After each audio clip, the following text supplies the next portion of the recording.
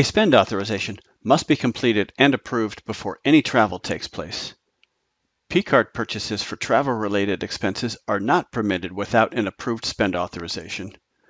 Before you complete the spend authorization, you may want to visit the travel website for additional assistance with estimates and planning travel. So let's get to the Create Spend Authorization page. From Workday's homepage, you can get there in a couple of different ways. In the search bar, you can type in Create Spend, and you can see that the task will automatically appear. Or, under your applications, you can click the Expenses application, and under Actions, click Create Spend Authorization. And this takes you to the Create Spend Authorization page. As you can see, there's some information that's come across as pre-populated for me. The company, in my case, The Ohio State University. If I wanted to make a change to that, I would click the prompts icon, and I can see that there's a list of other choices that are available. The start and the end date pre-populate as well, and they will always default to today's date. If you need to make a change to either the start or the end date for this spend authorization, click the calendar icon and make the appropriate selection on the calendar.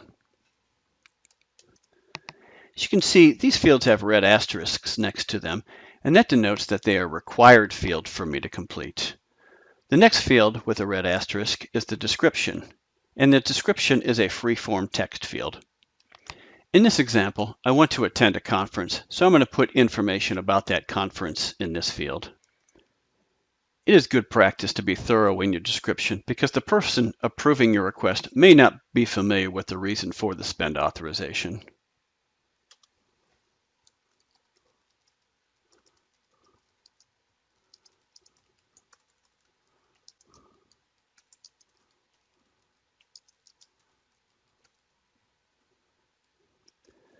The next field is the business purpose, and the business purpose does not have a red asterisk next to it, but it is Ohio State policy to complete this field. So to see a list of choices, I click on the prompts icon and I make the appropriate selection. In this case, conference. Now I move over to the right side of the spend authorization page. Under reimbursement payment type, I see direct deposit.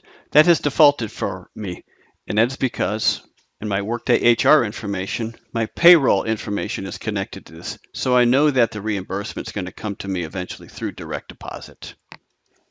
The next field is the justification field, and this is another example of a free-form text field.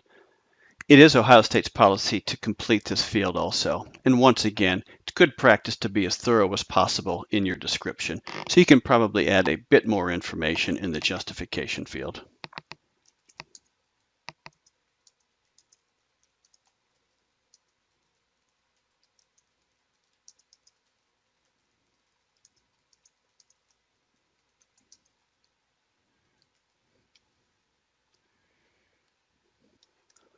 Once I've completed all of the information in the spend authorization header, I'm now ready to start add spend authorization lines. And to add a spend authorization line, I'm going to click the Add button.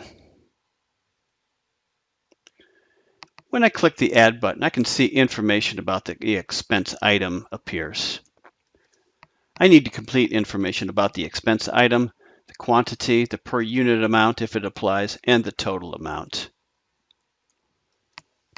Workday contains keyword functionality. For the expense item, this is a conference registration. So I can key in conference and hit enter, and I can see some choices that have been made available to me.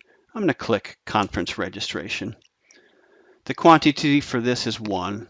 There's not necessarily a per unit amount, but the total amount of this conference is going to be $1,200. So I key that information in here. Moving to the next line, the memo field.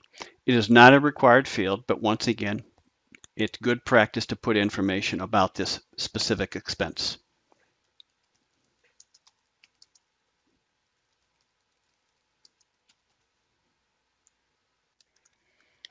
Moving over to the right side, under item details, I'm required to list the merchant. And in this case, it's AFSE. It is the organization who's sponsoring the conference that I'm attending.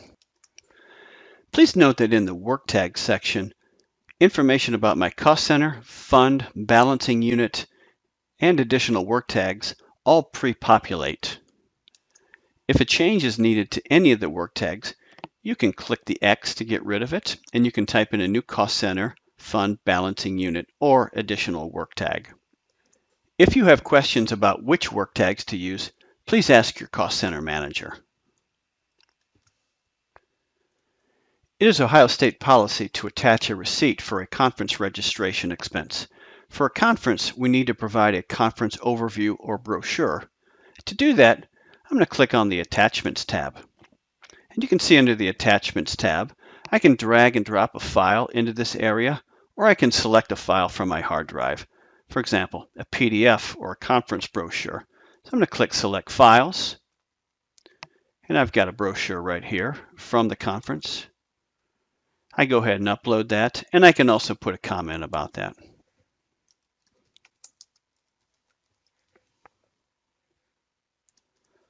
That completes all the information I need for this spend authorization line.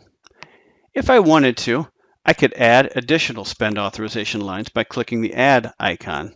Then I can see information that I need to complete. Example of this might be airfare, or ground transportation, or the hotel that I'm going to stay in. If I wanted to delete a line item, I go ahead and click the minus icon, and that spend authorization line is deleted. Once I've completed all of the spend authorization lines for this spend authorization, I move down to the final step. Here at the bottom of the screen, I have several choices. I can submit this, and I submit the spend authorization so it goes to the next level of approval. I can save it for later if I do not have the time or opportunity to complete it at this moment. All of the changes that I've made to this point will be saved. Or I can cancel it, and all of the information that I provided will be canceled out. I've got everything that I need for this spend authorization example, so I'm going to go ahead and click Submit.